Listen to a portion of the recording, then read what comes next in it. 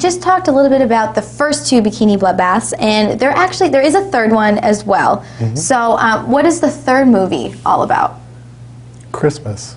Christmas themed. It's all about Christmas. Giving, receiving, you know, all the Christmas themes.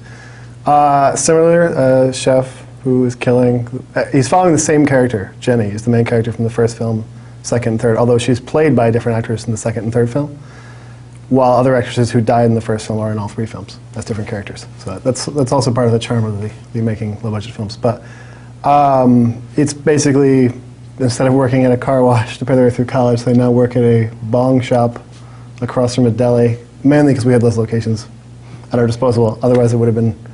We read around what we know we can get access to, more or less. But and there's a rivalry between the deli and the bong shop, and then there's a Christmas party to sort of bury the hatchet between the 2 places, and there's an eggnog wrestling match, and a chef eventually comes back and starts killing people.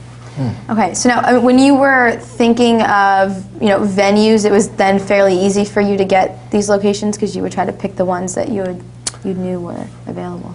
It changed over time. I mean, the first film we just sort of wrote around Bruce's house, and then we were like, we know we need a locker room. We know we need another house for such a person to live. Whereas 2, we kind of were like, this is the idea. What can we get to do this with? And the third one, we kind of just wrote around. Well, we know we have this location. We know we have this location.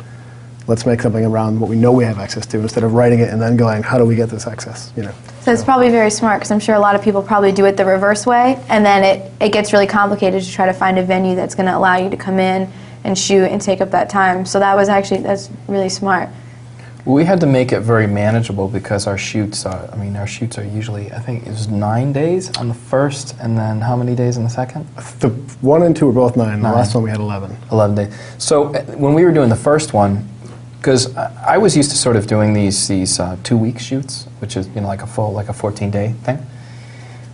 I had never done a 9-day shoot feature film, and we didn't even really know if we could do it. So it was like kind of crazy the first time. So using locations that were reliable gave us that just a little more control over the environment, things like that.